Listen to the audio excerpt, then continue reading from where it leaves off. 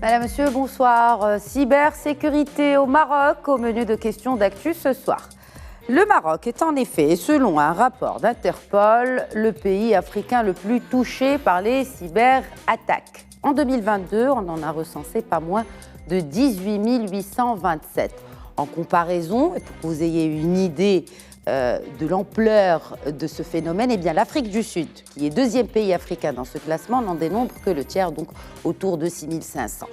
Le Royaume a fait l'objet du plus grand nombre de cyberextorsions en Afrique. De quoi s'agit-il réellement?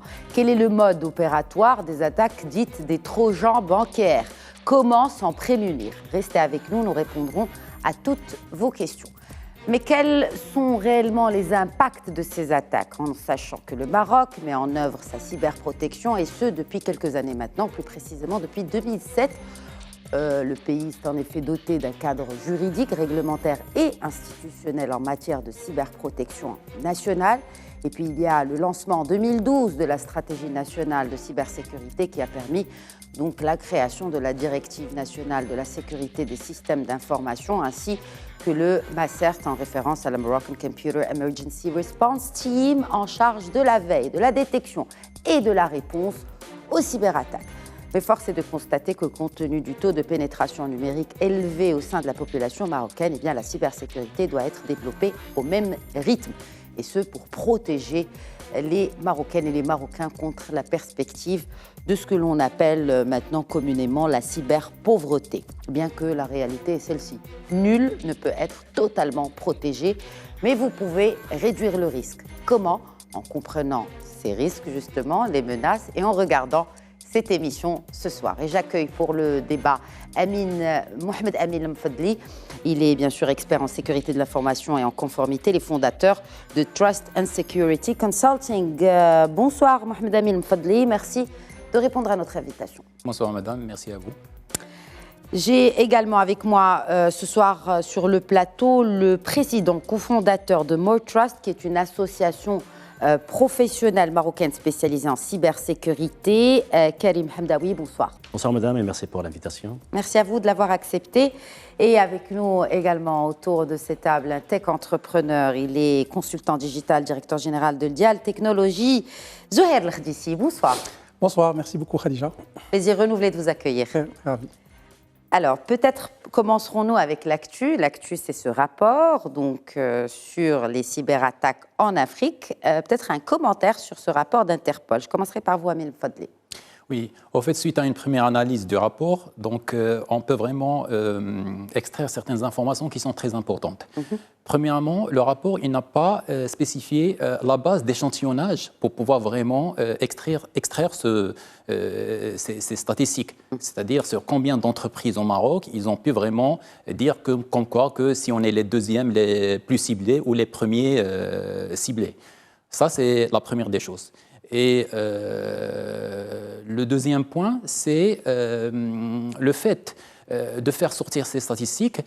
Ça montre quand même la maturité ou le niveau de maturité des entreprises marocaines en matière d'implémentation des solutions de cybersécurité qui vont faire sortir ces statistiques. Parce que si jamais on n'a pas ces solutions, on ne va jamais savoir si on est attaqué ou pas. Quelles sont ces solutions pour qu'on ait une idée? Parce que vraiment, il s'agit aujourd'hui de vraiment rapprocher l'opinion publique et donc nos téléspectateurs du phénomène. Donc quand on parle de solutions, est-ce que ce sont les fameux logiciels antivirus? Exactement. Il y a des solutions qui permettent vraiment de protéger le poste de travail à travers des solutions endpoint, notamment on ne dit plus un antivirus, mais on dit un anti-malware, parce que maintenant, il n'y a pas seulement les virus qui circulent, oui, mais il y a des malwares ou d'autres types d'attaques, comme les APT, les rootkits, les attaques phishing, les ransomware et autres.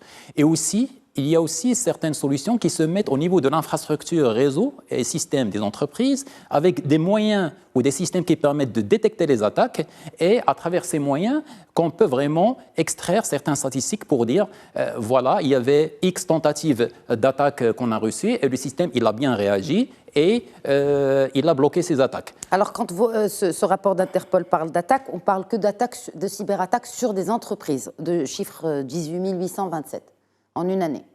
Oui, mais on revient toujours au premier problème, c'est sur quelle base. Est-ce que vraiment, au niveau des endpoints, parce que généralement, les éditeurs qui ont communiqué ce genre d'informations, ces statistiques, ce sont des éditeurs des solutions. Et on a Trend Micro, on a Kaspersky et on a d'autres solutions. Et ces solutions-là sont installées au niveau des serveurs, au niveau des postes de travail.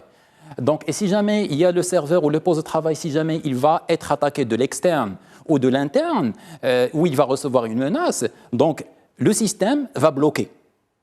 Il va détecter l'attaque, il va la bloquer, il va communiquer les informations et les statistiques derrière. Donc voilà, donc ce sont des systèmes qui permettent vraiment de bloquer les attaques. Mais quand même, le rapport il reste un peu flou sur la partie base d'échantillonnage.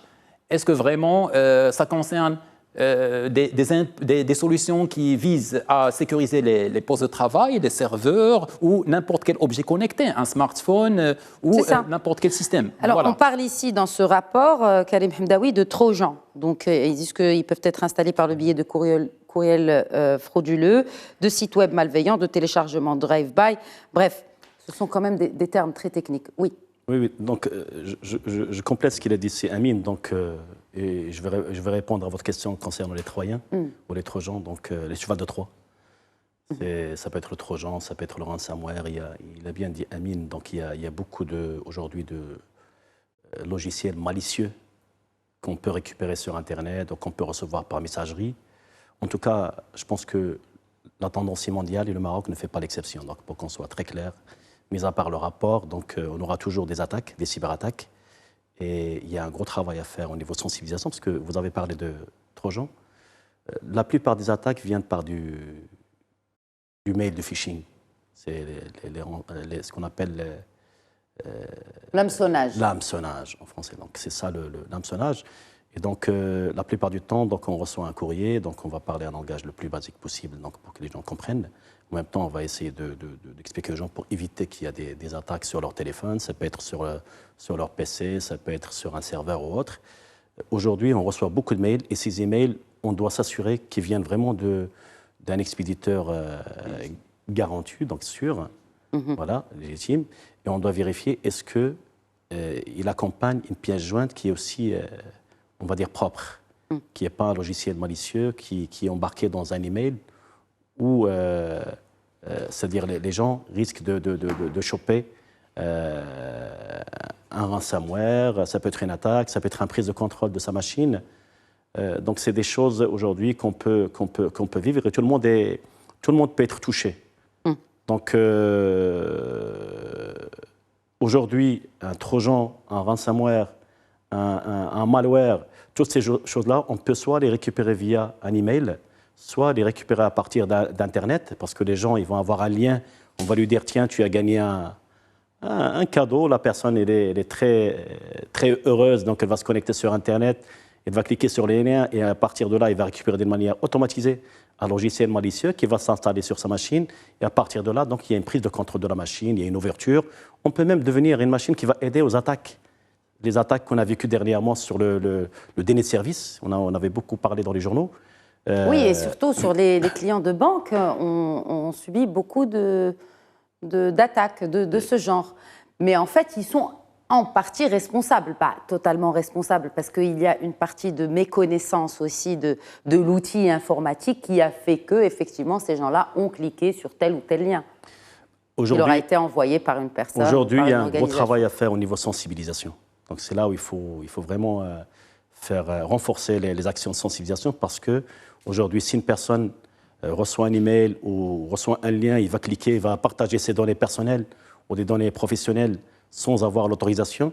Donc là, il est en train d'ouvrir une brèche envers un attaquant qui va prendre le contrôle et qui pourra faire soit des virements à partir d'une application mobile bancaire, il peut avoir un compte en ligne. Et à partir de là, donc cette personne, quand il va être attaqué, donc on prend le contrôle et on peut faire ce qu'on veut avec sa Donc il ne faut pas avoir application. d'application en ligne sur son téléphone? On peut l'avoir. Donc de toute façon, on peut l'avoir, on est obligé aujourd'hui. Oui. Vu la Mais tendance. du coup, qu'est-ce qu'il ne faut pas faire? D'abord, il faut sensibiliser les gens. Il faut sensibiliser les gens. Les propriétaires de ces applications, on a vu dernièrement certaines banques marocaines qui commencent à lancer des pop-up de sensibilisation, des campagnes de sensibilisation sur l'application.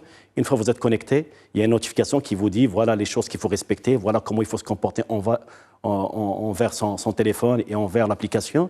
En tout cas, il y a un gros travail de sensibilisation à faire. Après, ce qu'il a dit Amine, il y a un travail... Alors justement, vous êtes président cofondateur de l'association professionnelle marocaine spécialisée en cybersécurité. Est-ce que vous faites de la sensibilisation à votre niveau, au niveau de l'association? Aujourd'hui, c'est une association professionnelle. Elle a été créée il y a un an? Il y a un an, donc c'est une association professionnelle qui regroupe des acteurs de cybersécurité, des entreprises spécialisées. Bien sûr, on a des actions qu'on a planifiées, qu'on va commencer à faire auprès des associations professionnelles dans d'autres domaines.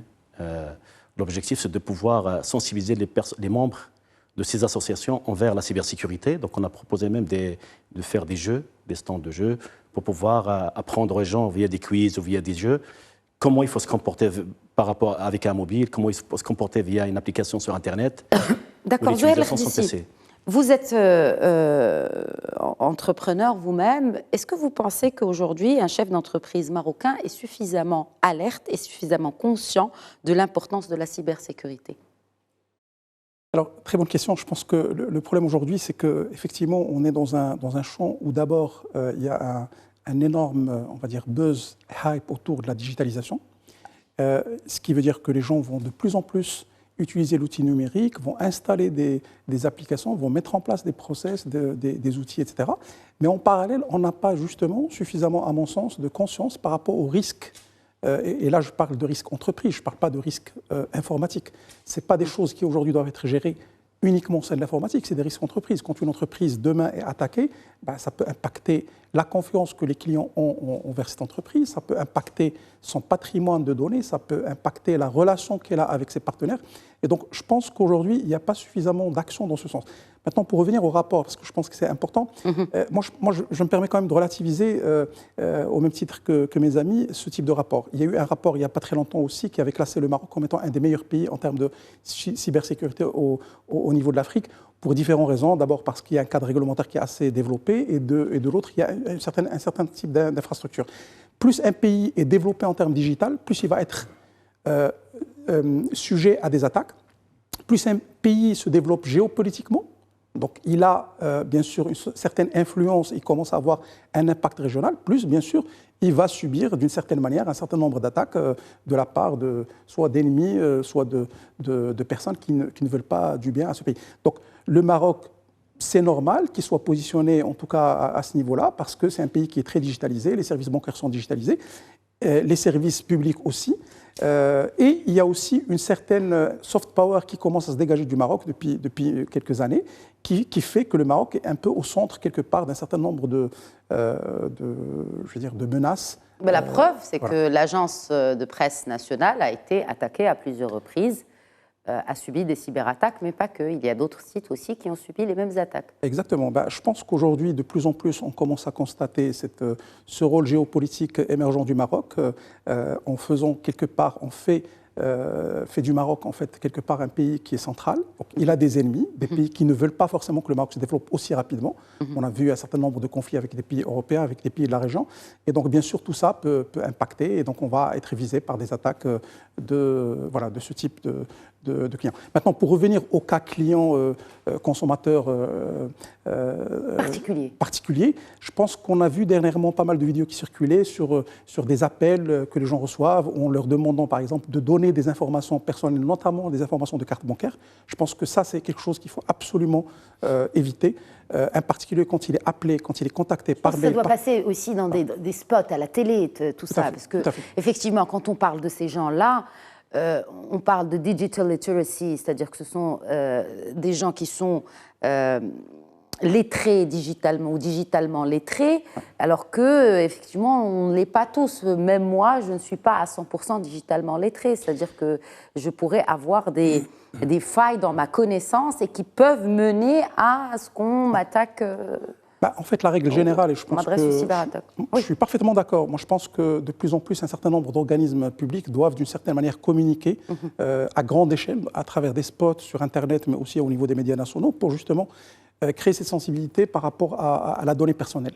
Je pense que partager un email, partager un numéro de carte bancaire, partager un téléphone, partager un numéro de carte nationale, ça peut être des sources potentielles de même la carte nationale. Même le numéro de la carte nationale. C'est très critique, ça peut être utilisé demain pour appeler un opérateur et souscrire à des services, pour recharger, pour faire pas mal de choses. Donc, à mon avis, il faut vraiment faire attention à ce qu'on partage aujourd'hui. Je pense que les gens, avec aujourd'hui l'émergence des smartphones, des applications sur les smartphones, ils n'arrêtent pas de partager énormément de choses avec des applications qui proviennent d'éditeurs étrangers qu'ils ne connaissent même pas. Bien sûr, quand c'est une application qui est fournie par le gouvernement, on peut faire confiance. Quand c'est une application qui est fournie par un leader technologique connu, ou par une banque, etc., je ne pense pas que ça pose problème. Mais par contre, quand c'est une application, c'est un jeu qui est édité par une structure qui n'est pas connue, forcément, il y a une menace que ça pompe énormément de données de son smartphone, des photos, des données personnelles, de la géolocalisation. Et à travers ça, bien sûr, ça rend la personne vulnérable. On a vu, il n'y a pas très longtemps, il y a quelques années, des menaces, des extorsions qui ont été faites sur des gamins suite au fait qu'ils aient joué dans des plateformes de jeux internationales. Donc il faut, à mon avis, faire attention. Il faut qu'on sensibilise aussi bien les grands, mais aussi, moi, à mon sens, aussi toute la jeunesse, parce qu'on a vu aussi pas mal d'affaires d'harcèlement sur Internet qui s'est fait à cause de ce type de partage de données. Mais il y a pourtant un cadre juridique qui est en place, Mohamed Amin Mfadli. Il y a un cadre juridique, son évolution, j'en ai un peu parlé dans mon introduction, ça a commencé en 2007. Donc, est-ce que ce cadre juridique nous protège réellement de ces menaces, de ces risques de cyberattaque, et jusqu'à quel point, en fait? Surtout si, effectivement, l'attaque provient de l'étranger. Au fait, comment on peut interpréter le cadre juridique depuis 2007 à travers la promulgation de pas mal de lois? Donc, il y a la loi 0703, la loi 5305, il y a la loi 0908, il y a la protection de données personnelles. Puis maintenant, il y a la dernière loi qui vient d'être promulguée, c'est la loi 0520 relative à la cybersécurité. Au fait, ce cadre juridique, il faut le considérer comme un outil support qui va aider l'équipe opérationnelle ou l'équipe support, que ce soit l'équipe informatique, l'équipe RH, l'équipe de conformité ou l'équipe juridique, pour justifier face au top management certains budgets pour pouvoir mettre en place pas mal de solutions pour dire déjà, premièrement, si jamais on ne met pas en place un dispositif de gouvernance en bonne et due forme, cadrer les rôles et responsabilités et mettre en place pas mal de solutions, mettre en œuvre ou mettre en place la politique de sécurité, les procédures et les process. Donc, déjà, ça peut justifier, premièrement. Donc, au moins pour dire que légalement ou juridiquement, on est bien. Donc, on est conforme. Ça va aider l'équipe support déjà à définir déjà les règles de base pour sécuriser le système d'information ou le patrimoine informationnel des entreprises. Mais ce n'est pas suffisant. Parce que ce n'est pas le fait d'appliquer ou de se conformer à une loi ou de mettre en place une solution, c'est bon, on oublie, c'est qu'on est sécurisé et puis voilà. Le grand défi dans la cybersécurité ou dans la sécurité des systèmes d'information, c'est le processus d'amélioration continue de la sécurité. C'est à travers conformément à la ODD-MIN, le Plan Do Check and Act. Donc, à chaque fois, il faut évaluer les solutions qui sont mises en place, il faut maintenir la veille, il faut corriger, il faut définir un plan d'action de correction. Et encore, il faut surveiller. Ça coûte de l'argent, ça. Ça coûte de l'argent, ça coûte des compétences. Est-ce que les entreprises sont prêtes à, effectivement, dédier un investissement à cela? C'est pour ça que je posais la question tout à l'heure à Zoé Ldissi, pardon. Est-ce qu'on est vraiment suffisamment conscient de la dangerosité de ce genre d'attaque pour se prémunir? Et donc, pour se prémunir, il faudra updater l'outil. D'accord. Je vais vous parler un peu de l'historique. Vous travaillez avec ces entreprises, c'est pour cela que je vous pose la question. En fait, l'historique de la cybersécurité, je passe sous le contrôle de mes amis, c'est Karim ou Zouhair. En fait, la cybersécurité avant 2010, on peut dire que c'était, comment dirais-je, c'était quelque chose qu'on va rajouter, c'était seulement rien que pour dire qu'on a une solution. Mais avant 2010, quand même, il y avait des institutions financières qui sont assujetties à certaines réglementations, comme les banques. Il y a PCI-DSS, il y a BAL2 à l'époque, maintenant c'est BAL3, il y a d'autres qui sont obligés déjà à mettre en œuvre. Donc déjà, sont seulement les institutions financières qui s'intéressent davantage à la cybersécurité, à mettre en place ces mesures de cybersécurité. Mais la cybersécurité, réellement, ça a réveillé les esprits, c'est à partir de 2016. C'est là où ils ont vraiment identifié quel est l'impact d'une cyberattaque après l'infection par des entreprises par le ransomware WannaCry.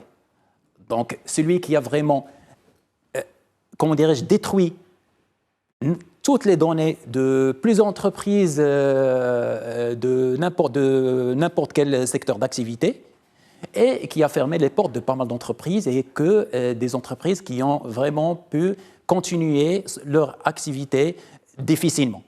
Et c'est là où ils ont vraiment estimé et évalué cette ampleur et ils ont commencé vraiment à dire, tiens, on est tous concernés, ce n'est pas seulement l'autre qui est concerné, mais le secteur de santé, le secteur financier, le secteur touristique. On en est où au Maroc, justement? Maintenant, là, vous parlez de manière globale, hein, on parle du monde entier. Maintenant, au fait, non, même au Maroc, je parle au Maroc. Je parle au Maroc, c'est que maintenant, il y a des budgets qui sont débloqués, il y a des investissements. La cybersécurité, maintenant, elle est traitée maintenant au niveau du top management. Maintenant, il y a des budgets alloués. Il y a des organisations qui sont en train de se transformer. Mais déjà, on a déjà ce support du top management. Maintenant, il faut commencer à mettre en œuvre. Et pour mettre en œuvre, déjà, ce qu'on demande, c'est là où il y a la grande difficulté. Il y a des gens, et on a trois types de catégories de personnes. Il y a des gens qui veulent foncer, qui veulent vraiment mettre en œuvre tout en maîtrisant les effets de bord. Parce que quand même, on ne va pas mettre en place quelque chose et sans avoir aucun impact significatif sur le fonctionnement d'entreprise. Il y a des gens qui sont un peu réticents, qui ont peur et qui ne savent pas quoi faire, mais qui veulent vraiment avancer, mais ils n'ont pas vraiment l'assurance. Mais on a une dernière catégorie qui sont des gens qui résistent au changement parce qu'ils disent « laissez le système travailler ou fonctionner tel qu'il est ». Et si jamais il y aura une attaque, c'est là où on va réagir. Donc il y a trois types de catégories de personnes, mais quand même, il y a des évolutions et à travers la sensibilisation, à travers la formation. Et maintenant, au Maroc, ça a évolué depuis et il y a pas mal d'entreprises qui ont vraiment, qui se sont engagées sur ce sujet-là. Quelles sont les entreprises, Karim Hamdaoui, quelles sont les entreprises, ou d'ailleurs vous aussi, Mohamed Amin Fadli, qui sont le plus sujettes à des cyberattaques au Maroc? Écoutez, aujourd'hui, je pense que toute entreprise qui a de l'information peut être attaquée d'une manière globale. Donc, du moment, parce que après, les attaquants, ça dépend ce qu'ils cherchent. Est-ce qu'ils cherchent des données personnelles pour les revendre par la suite? Est-ce qu'ils cherchent des données militaires? Est-ce qu'ils veulent vraiment impacter un service comme dont vous avez parlé de la MAP, ou un délai de service où le service est devenu indisponible? Donc maintenant, tout à l'heure, vous avez parlé de la donnée des particuliers, des citoyens. Oui. Donc aujourd'hui, au Maroc, il y a une loi qui est sortie en 2020, je pense, qui est la loi 0520, qui parle beaucoup de la souveraineté nationale et qui parle de la protection des données sensibles.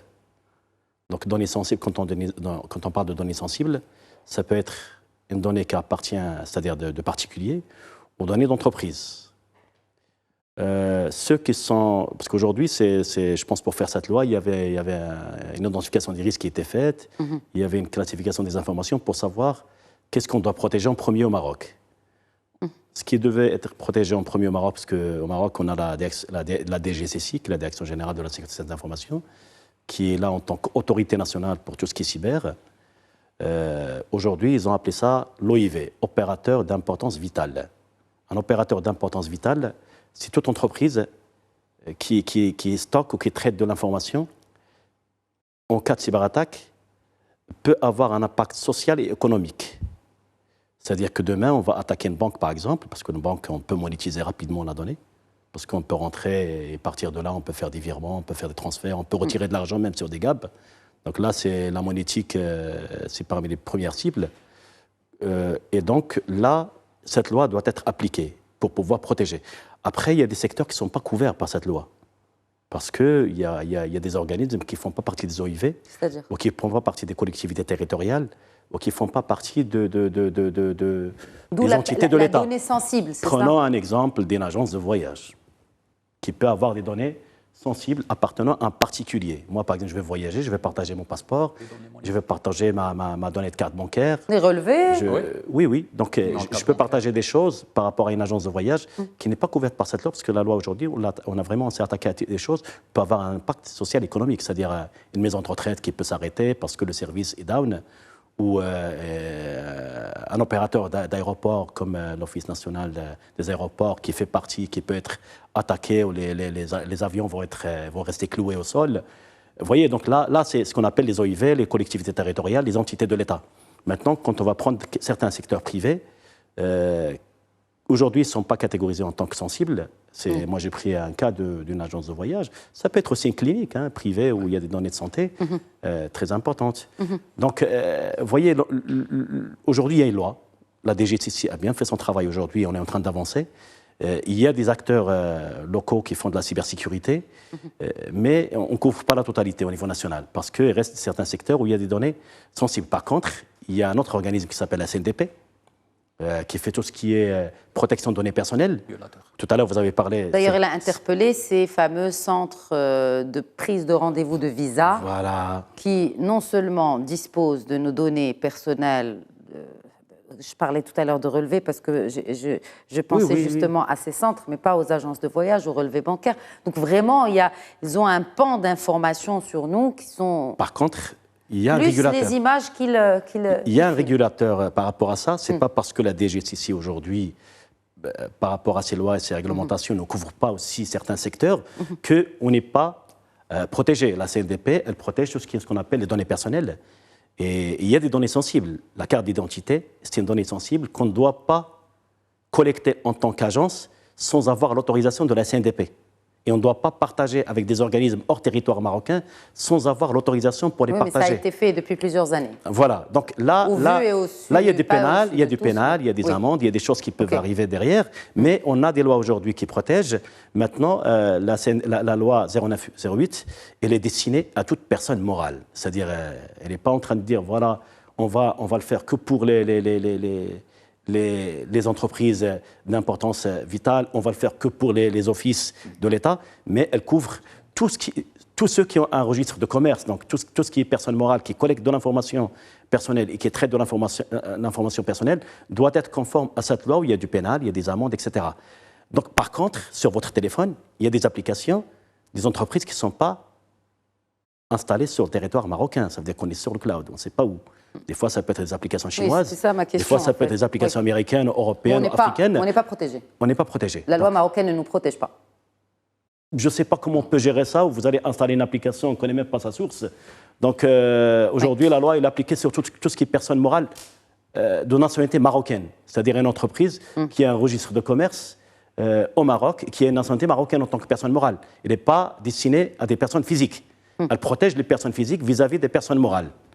Vous voyez, donc aujourd'hui, si vous installez une application comme, parce qu'on voit beaucoup, toutes les personnes au Maroc installent, ou les enfants, elles sont très menacées aujourd'hui au Maroc.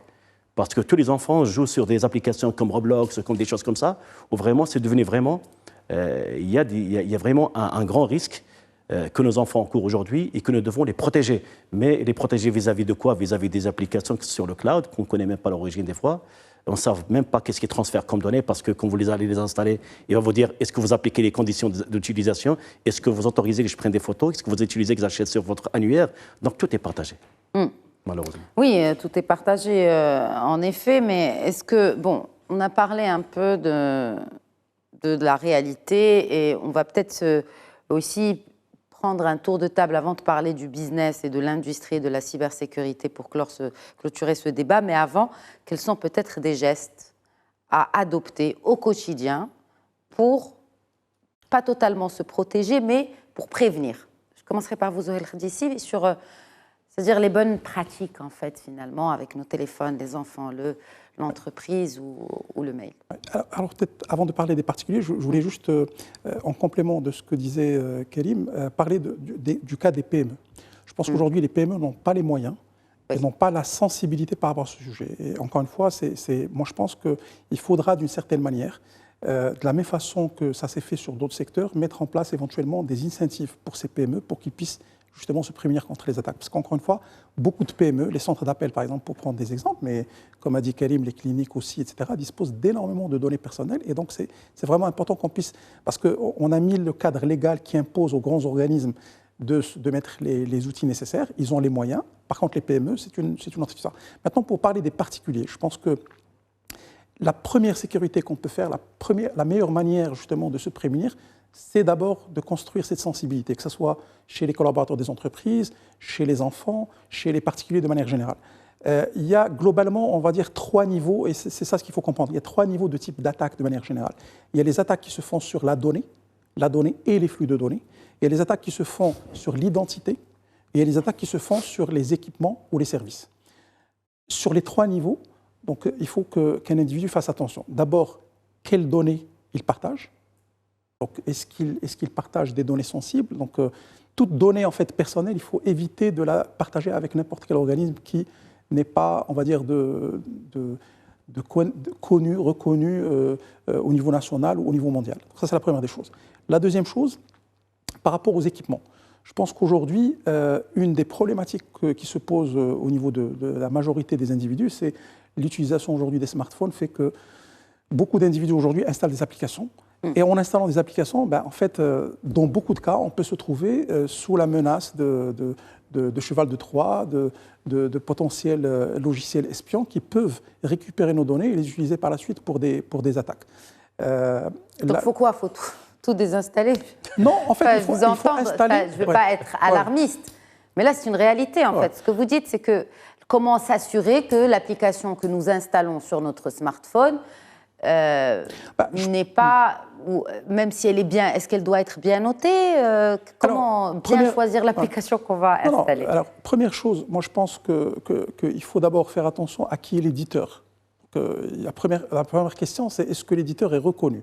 Quand j'installe une application de ma banque, dans le store, il y a le nom de l'éditeur. Est-ce que c'est ma vraie banque ou c'est un autre type d'organisme? Est-ce que c'est la vraie agence gouvernementale avec laquelle j'ai une relation de confiance ou c'est un organisme privé? Donc ça, c'est la première des choses. Donc d'abord, savoir qui est l'éditeur et savoir est-ce que l'éditeur est reconnu.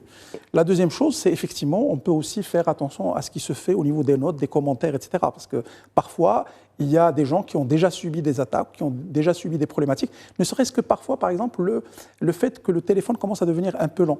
Ça, c'est des exemples de signes qu'on peut commencer à constater. Quand on a des problématiques de lenteur du téléphone, quand on a des problématiques de lenteur de connexion, parfois, c'est à cause d'une application qui est en train de prendre nos données. Exactement. Ah, si le téléphone chauffe. Si le téléphone chauffe, ça veut dire qu'on est en train de chauffer. C'est-à-dire qu'il y a derrière. Le processeur, il est en train de travailler. C'est-à-dire que derrière, sans en fait qu'on se rende compte, il y a des applications qui sont en train de tourner, qui sont en train de faire des choses. Donc, ça, c'est des signes auxquels il faut faire attention. Après, le troisième, à mon avis, niveau qu'il faut peut-être... Là, par contre, il y a un enjeu éventuellement, je veux dire, aussi bien privé que étatique, c'est est-ce qu'on dispose d'outils de protection? C'est l'outillage, voilà. Est-ce que j'ai des antivirus? Est-ce que j'ai des anti-malware? Est-ce que j'ai installé des outils? Bien sûr, il y a des outils aujourd'hui qui existent sur le marché, reconnus, de la part d'éditeurs internationaux reconnus. Maintenant, le fait de peut-être demain, et ça peut rejoindre un peu le débat relatif à l'industrie, le fait de demain disposer de nos propres outils, de notre propre outillage qui permettrait de protéger nos citoyens, ça peut être intéressant. Un propre outillage, ça veut dire qu'on doit développer nos propres industries. Mais quand je dis, voilà, la cyberindustrie, dans le sens où, au lieu d'utiliser des logiciels malware, je retiens vite, pas des antivirus, mais en tout cas ce genre de logiciel qui soit made in Maroc, c'est ça. Parce que juste pour partager un chiffre, c'est un marché qui est mondial, qui est estimé à des milliards, des centaines de milliards de dollars aujourd'hui. Alors, ce qu'il faut savoir, c'est que ce marché va croître à 2 chiffres sur les prochaines années, parce qu'encore une fois, plus on se numérise, plus on se digitalise, plus il y a d'attaques. Il ne faut pas oublier qu'il y a des enjeux géostratégiques aussi. On a vu comment les États-Unis ont interdit TikTok, essaient aujourd'hui d'interdire TikTok, ils ont essayé d'interdire la 5G fournie par les Chinois. Aujourd'hui, l'industrie de la donnée, c'est une industrie qui est mondiale et qui commence à se poser aujourd'hui comme étant un élément d'influence mondiale et de guerre. Et de guerre. On parle de cyberattaque, c'est une cyberguerre. Donc, c'est une industrie qui va en se développant. Je pense que la question de la souveraineté se pose. Si ce n'est pas une souveraineté nationale, ça peut être aussi une souveraineté régionale. Et je pense que c'est important que le Maroc se dote, en tout cas pour certains éléments, d'éléments de souveraineté. On a aujourd'hui de très bons experts, on a de très bonnes entreprises qui font du conseil, qui accompagnent et qui intègrent. On a besoin de plus en plus d'entreprises qui éditent des solutions et qui proposent des alternatives maroco-marocaines à un certain nombre d'outils. Et ça protège justement la donnée pour pas... Parce que même si, quand on parle de souveraineté, on parle de cloud, là, il y a une grande question qui se pose entre les deux. Vous connaissez, ce n'est pas le débat de ce soir, parce que ça peut prendre 2 heures. Hein. Je connais la nature du débat, mais effectivement, on parle de souveraineté parce que l'enjeu est de taille, notamment avec les changements géopolitiques que l'on connaît. Amine El-Mfadli, un mot peut-être sur ce business de cybersécurité que vous exercez depuis quelques années. La réalité de cet écosystème, est-ce qu'on dispose d'un réel écosystème de cybersécurité déjà au Maroc? Quelles sont les failles et comment y remédier? Bon, ça fait 3 questions en une, mais on reste peu de temps. Au fait, il faut quand même changer de vision. Sur la partie cybersécurité. Parce que ce n'est pas seulement l'affaire à cet informaticien qui sait vraiment installer ou programmer ou paramétrer certaines applications. Premièrement. Donc la cybersécurité, normalement, c'est quelque chose qui devrait être initié chez tout le monde. Par exemple, le financier qui va utiliser son ERP, il doit savoir comment il doit sécuriser son ERP. Le community manager, celui qui gère les réseaux sociaux, il doit savoir aussi, il doit être formé pour voir comment il doit sécuriser ses plateformes de réseaux sociaux. Et l'informaticien aussi, le développeur et autres. Donc la cybersécurité, il faut vraiment sortir du régime centralisé vers un régime décentralisé, premièrement.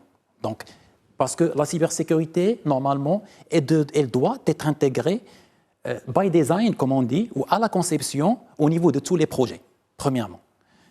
Chose qu'elle se fait partiellement. Par exemple, il y a des personnes qui sont tellement conscientes par rapport aux enjeux de la cybersécurité et quand ils veulent vraiment développer des applications, des solutions ou mettre en place une application mobile ou installer un serveur ou se connecter au cloud, et ils commencent à évaluer tous les risques engendrés suite à une cyberattaque potentielle et ils demandent à l'expert pour dire comment dois-je ou devrais-je être protégé au maximum. C'est vrai que le risque zéro n'existe pas, mais qu'est-ce que je dois faire? Le problème au Maroc, maintenant, c'est on a un problème on peut dire il y a un problème de compétence. Donc, comme je vous ai dit, c'est que la sécurité, c'est une affaire qui est transverse.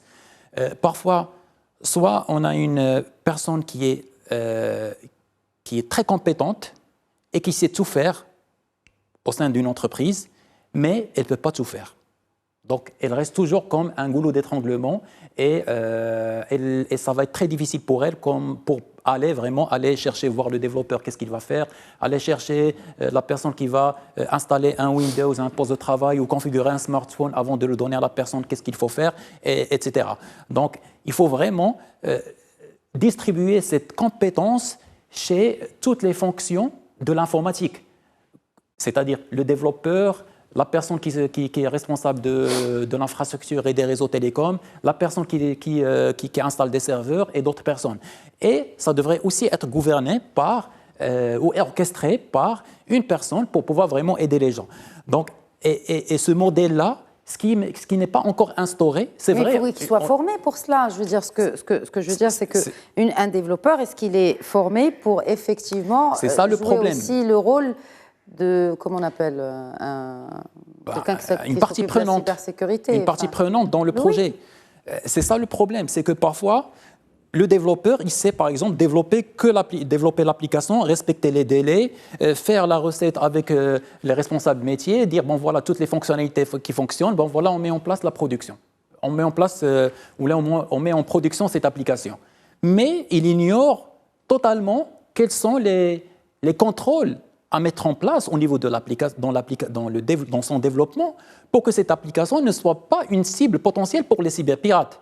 Par exemple, je vais vous parler de ce qui s'est passé pour une entreprise qui travaille dans le cosmétique. Ils ont développé un portail pour vendre des produits cosmétiques. Ils l'ont mis en production. Il y a des gens qui ont commencé à se connecter pour aller et communiquer le numéro de carte bancaire, les données à caractère personnel pour acheter ces produits. Et puis la solution, elle n'est pas du tout sécurisée. Il y a les hackers qui ont frappé et qui ont attaqué ce serveur-là, cette application. Ils ont récupéré une base de données de milliers de données à caractère personnel. Le nom, le prénom, la date de livraison, le numéro de carte bancaire, etc. Donc le développeur, il a fait son travail. Il a répondu aux exigences métiers. Mais derrière, qui va s'occuper de la partie sécurisation de l'application?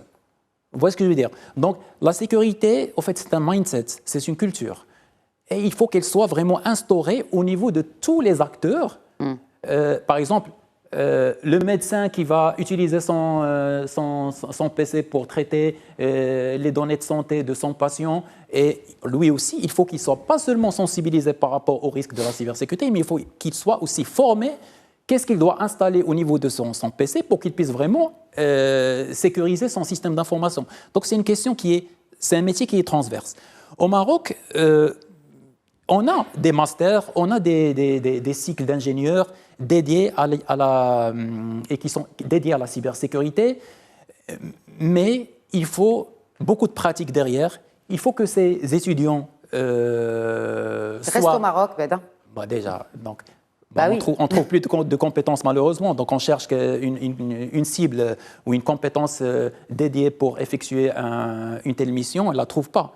Parce que soit elle est experte et n'est plus au Maroc, ou soit elle est junior et on est obligé de la cadrer, de l'encadrer pendant des mois et des mois ou même des années pour qu'elle commence vraiment à savoir comment rédiger une procédure ou une politique. Ou même installer une solution. Voilà, donc c'est ça la problématique. Karim Hamdaoui, un mot sur le potentiel justement de la cybersécurité, puisqu'on parle business et de cette industrie pour le Maroc, et aussi peut-être en complément d'informations à ce qui vient d'être développé par Sine Fadli. Je pense que vous avez cité des chiffres, donc le potentiel il est énorme. Donc, il est énorme, pas qu'au Maroc, à l'international d'une manière générale. Est-ce qu'on a notre part du gâteau? Si vous dites que l'élément essentiel et central, il manque, à savoir les compétences humaines. On peut avoir notre part du gâteau à condition. Donc déjà, moi j'ai parlé tout à l'heure, la DGCC aujourd'hui joue son rôle. Il y a des lois et des réglementations, il y a un périmètre qui est bien défini. C'est ce que j'ai dit tout à l'heure, les OIV, les entités, les collectivités territoriales. Donc eux, ils sont dans l'obligation d'appliquer la loi. Sinon, il y a des amendes, il y a des choses derrière. Donc ça, il n'y a pas de souci. Il y a d'autres secteurs où il y a de la donnée à caractère personnel, où il y a la CNDP qui joue son rôle. Maintenant, je pense qu'il faut émerger, il faut favoriser l'émergence des clusters au niveau national, comme dans d'autres secteurs, dans l'aéronautique, on le fait aujourd'hui dans l'automobile. Pourquoi pas dans la cybersécurité où il y a un potentiel énorme. Alors déjà, on parle de quelle part de marché? En fait, on parle d'un marché qui pèse combien aujourd'hui en termes de chiffre d'affaires au Maroc? Vous l'avez dit tout à l'heure. Au Maroc, non, je n'ai pas cette donnée. On ne peut pas savoir exactement. C'est une donnée qui n'est pas... Vous représentez les professionnels. Oui, vous êtes à cette association. On n'a pas. Ah, d'accord. Pas tous. Très bien. Mais peut-être une fourchette. On est dans combien? Parce qu'on parle d'un potentiel. Ce serait bien de nous rapprocher peut-être de la taille de ce marché malheureusement, marocain. au Maroc, on n'a pas un panorama. Un panorama, ça c'est un point très important. On n'a pas un panorama, que ce soit sur les risques, que ce soit sur les incidents, que ce soit... Il y a beaucoup de choses aujourd'hui qu'il faut remplir. Il y a des trous dans la raquette, donc qu'il faut remplir aujourd'hui. Déjà, on a besoin de data. Voilà. Vous avez parlé de ça. Aujourd'hui, je pense qu'il y a un travail à faire pour avoir un panorama, pour qu'on sache exactement. Il y a du travail qui a été fait par des organismes à l'international. Mais pas chez nous. Mais aujourd'hui, au niveau national, quelque chose de fiable, où on sait exactement combien de ressources on a en termes de ressources humaines. Les entreprises qui opèrent à 100% dans la cybersécurité, les entreprises généralistes qui font de la cybersécurité, donc on représente combien en termes de chiffres par rapport à tout ce qui est ressources humaines, par rapport à tout ce qui est marché, les budgets, etc. Ça, c'est même des par choses, rapport à ces risques, par rapport aux menaces, par rapport à ce genre d'attaque, comme ce qu'a publié Interpol, par exemple, dans son rapport, on ne dispose pas de ces données-là au Maroc. Amine, il a bien dit, donc ça reste quand même des données subjectives. Quand on dit 18 000 ou 28 000 attaques, est-ce que c'est des attaques avérées? Est-ce que c'est des antivirus qui génèrent des alertes par rapport à des incidents, mais qui ne sont pas des attaques vraiment réelles où on a pu pénétrer et récupérer la donnée? Donc ça reste des éditeurs de logiciels antivirus ou EDR ou autres qui récupèrent ces données, ils vont les traiter, ils vont afficher des données. Maintenant, aujourd'hui, le potentiel, il est là. Pourquoi le potentiel est là? Parce que si on prend, on va faire en tant qu'entrepreneur, on est sur le marché, il y a du besoin. Les besoins sont exprimés, mais on n'a pas assez de ressources pour pouvoir délivrer. Donc, on va parler langage business. Donc, pour pouvoir répondre vraiment aux besoins, il y a beaucoup de consultations qui sont lancées aujourd'hui au niveau national. Les besoins sont exprimés, mais je pense que vous l'avez bien dit, aujourd'hui, on n'a pas assez de ressources pour pouvoir produire pour ses clients. Donc, on parle de ressources humaines, on parle de solutions locales aussi. C'est très important. Donc, le marché international est là. Il faut de l'émergence, il faut favoriser les clusters, il n'y en a pas. Il faut aussi un partenariat public-privé pour qu'on puisse travailler sur des réglementations, sur tout ce qui est fiscal. Aujourd'hui, les salaires ont augmenté par rapport à tout ce qui est cybersécurité. Donc aujourd'hui, c'est normal parce qu'ils sont demandés, c'est une question d'offre et de demande. Ils sont demandés. Aujourd'hui, on a des concurrents en tant que professionnels dans le domaine de la cybersécurité, c'est des clients. On ne peut pas aujourd'hui être concurrent. C'est multinational? On peut pas, non, même des banques, on ne peut pas aujourd'hui être concurrent à une banque par rapport à tout ce qui est salaire. Donc on ne peut pas être aligné à une banque privée ou à une multinationale qui vient de l'étranger, qui va installer ses ressources ici et qui va faire de la prestation à l'international, en Europe et autres. Donc les salaires, il y aura toujours un décalage. Et vous avez votre place quand même par rapport aux acteurs de multinationales, par exemple. Vous, en tant qu'acteur du secteur national, vous avez votre part de marché face à des géants, des multinationales qui sont installés au Maroc. On a notre part, on fait la qualité qu'il faut pour les clients, il y a satisfaction client et tout, mais on a besoin, comme je l'ai dit, que le pouvoir public puisse faire des efforts sur tout ce qui est fiscal pour qu'on puisse au moins être aligné sur les salaires à l'international. Comme ça, éviter les fuites de cerveau, parce qu'il y a des gens qui partent à l'international, on ne peut pas les arrêter. Donc c'est vraiment un grand problème. Donc, tout ce qui est cadre réglementaire et fiscal pour les entreprises des secteurs de la cyber et aussi l'innovation. Donc, aujourd'hui, si on veut vraiment profiter de ce gros gâteau qui est l'international, et on a une grande ouverture vers l'Afrique. Aujourd'hui, nous, on fait beaucoup de prestations en Afrique subsaharienne, que ce soit en Afrique de l'Ouest ou en Afrique centrale. Ils nous font confiance. On travaille avec beaucoup de clients dans la région. Ça veut dire qu'on a vraiment une bonne pénétration dans la région. En termes de capital humain, justement, vous sous-traitez aussi en Afrique subsaharienne? Aujourd'hui, si vous allez regarder les entreprises locales, aujourd'hui, on représente toute l'Afrique. Vous allez trouver toutes les couleurs dans les entreprises marocaines qui font de la cybersécurité. Donc ça veut dire qu'aujourd'hui, nous aussi, il y a beaucoup de personnes qui vont venir de l'Afrique subsaharienne, surtout l'Afrique de l'Ouest et l'Afrique centrale, et qui vont travailler chez les prestataires de services ou chez les entreprises experts dans le domaine au niveau national. Donc ça, il y a une ouverture d'esprit, on est multicouleur, on représente, on est multi-ethnique, multi-religion, donc c'est très très bien. Donc ça démontre une ouverture des entreprises marocaines vers le continent. Mais, comme je l'ai dit, si on veut avoir notre place et partager le gâteau et être vraiment pionnier dans le domaine, parce qu'on a quand même des bons experts, on a un vivier de talent qui existe au niveau national, mais il faut qu'il y ait de l'innovation, il faut créer des startups, il faut aussi subventionner, il faut qu'il y ait des investissements, comme dans d'autres domaines. Parce qu'aujourd'hui, je ne peux pas venir... Oui, c'est pour ça que vous parlez de cluster. Oui, c'est ça. Cluster industriel en bonne et due forme. Zohaïr Khdissi, peut-être un dernier mot pour clôturer cette discussion. Très bien. Alors, sur les deux sujets, moi, je pense que si on parle d'abord d'individus, puisque c'était la première question que vous avez posée à Amine, je pense qu'il y a 3 niveaux et je pense qu'il commence à y avoir des initiatives. L'Agence de développement du digital, la CNTP sont en train de monter des initiatives dans la formation, notamment l'Académie Al-Raqmiyya. Je pense que ce qui est important, c'est de se dire que n'importe quel citoyen doit avoir une sorte de passeport dans le domaine digital de manière générale, et notamment dans la cybersécurité. C'est-à-dire qu'il doit, d'une certaine manière, suivre un minimum de formation qui vont lui permettre d'être au moins à un niveau de connaissance de quels sont les risques qui peut encourir. Après, on peut avoir des passeports experts, des passeports leaders pour les managers et les leaders des différents domaines, mais ça, c'est un vrai sujet. Le sujet de la formation est un vrai sujet. Alors, deuxième chose, moi, je pense qui est importante, c'est qu'il faut disposer d'un certain nombre d'infrastructures. Donc, l'infrastructure de financement, Karim a parlé de start-up, je pense que c'est fondamental. En fait, la sécurité de demain n'est pas la sécurité d'aujourd'hui. Avec l'émergence de l'intelligence artificielle, des chats GPT et autres, les menaces vont devenir plus compliquées. C'est bien de soulever cela, c'était peut-être à la portée de beaucoup de gens, mais en même temps, les moyens de sécuriser peuvent aussi changer. Évoluer. Donc moi, je pense que c'est important qu'on ait du financement de start-up qui vont opérer dans ces domaines, qui vont éditer des solutions, qui vont se baser sur les dernières technologies de Generative AI ou d'autres domaines dans le domaine de la cybersécurité. On doit disposer d'infrastructures de formation. Je pense qu'au même titre qu'on a des UCode et des 1337 dans le domaine du codage, on a besoin d'écoles de même type dans le domaine de la cybersécurité. Et ça doit se déployer à grande échelle. On ne doit pas avoir de l'élitisme, ça doit être vraiment des formations de base qui peuvent permettre d'avoir un certain niveau d'expertise. Et le troisième niveau d'infrastructure, on l'a déjà sur la partie réglementaire qu'on a déjà, je pense qu'il faut encore le renforcer. Il y a un travail qui est, je pense, admirable, qui est fait par un certain nombre d'organismes, mais je pense qu'on a intérêt d'aller encore plus loin, de faire émerger des collaborations.